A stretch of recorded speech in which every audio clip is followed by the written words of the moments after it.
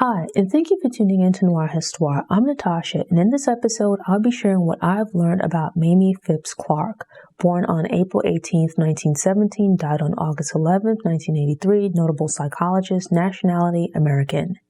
Mamie Phipps Clark was born in Hot Springs, Arkansas, to Kate Florence and Dr. Harold Phipps. She later became the older sister to her brother.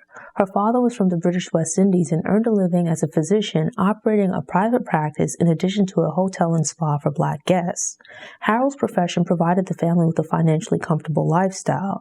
They became members of a small group of local Black middle-income families. Kate was primarily a homemaker, but also helped in the medical practice. Phipps credited the attention and protection of her mother with creating a supportive environment that helped her succeed. Phipps still had to contend with racism despite her parents providing a nurturing, stable, and happy home.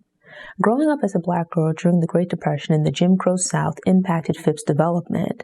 At the age of 6, Phipps witnessed lynching in town. She was acutely aware of being Black from an early age due to attending segregated schools and being relegated to other Black-only facilities and resources. This was at a time when many Black students in the South struggled to find high schools in which they could enroll. Financial difficulties during the Great Depression and limited options under Jim Crow placed college beyond the reach of many Black students who managed to make it through high school.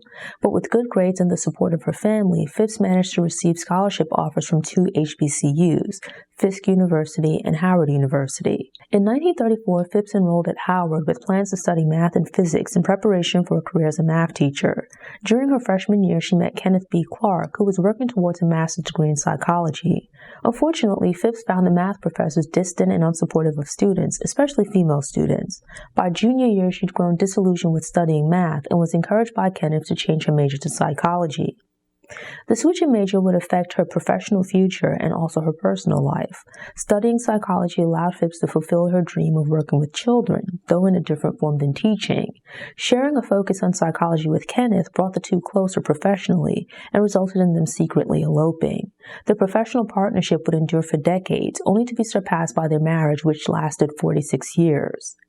The year after her marriage, Clark graduated and spent the summer working with Charles Hamilton Houston, Thurgood Marshall, and other civil rights attorneys as they challenged segregation in court. She later found work at an all-Black nursery school. Clark received a graduate fellowship, but was initially undecided about the direction of her master's thesis. She used her time at the nursery school to study the children via a coloring test and a doll test.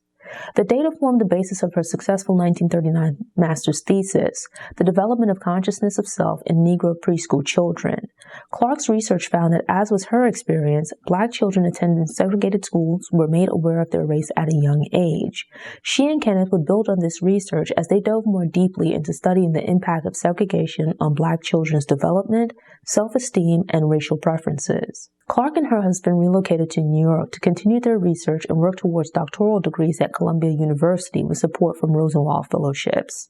She completed her doctorate despite being under the guidance of Henry Garrett, a doctoral advisor who was an openly racist eugenicist. The couple completed several research studies, but their most prominent came to be known as the doll test.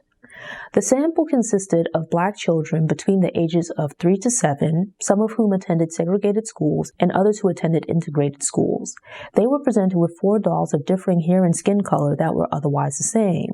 The children were then asked to identify the dolls' races, select those they wanted to play with, and categorize them based on descriptors and adjectives provided by the researcher, such as nice versus bad. Clark's study found that children in segregated environments internalize society's negative portrayals and perceptions of Blackness. They more readily ascribe negative traits to the Black dolls while associating white dolls with positive traits. These findings were later presented as evidence in the case of Brown versus Board of Education as it worked its way through the court circuits. Clark testified to refute the racist claims of her former doctoral advisor. He attempted to provide support for segregation by stating that Black children were naturally inferior to white children. Clark confronted him in court with the research findings. They showed that feelings of inferiority within Black children were not inherent, but rather a result of them growing up in a segregated system that taught them to regard Blackness negatively and instilled a negative self-image. This contributed to the Supreme Court ruling that segregated education was unconstitutional and calling for the integration of schools. Despite her degrees in landmark research, Clark was unable to find a position in academia. Instead, in 1946, the couple established the Northside Center for Child Development in Harlem to fill the unmet need for mental health care for Black children.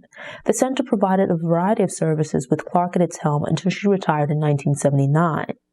Mamie Phipps Clark died in 1983 at the age of 66 from lung cancer.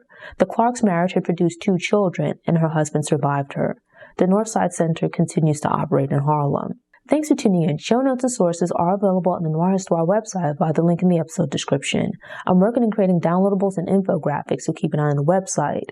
These Black History Facts are released every Tuesday, so if you enjoyed this episode and want more, subscribe to the channel, click the notification bell, and check out my Black History Facts playlist.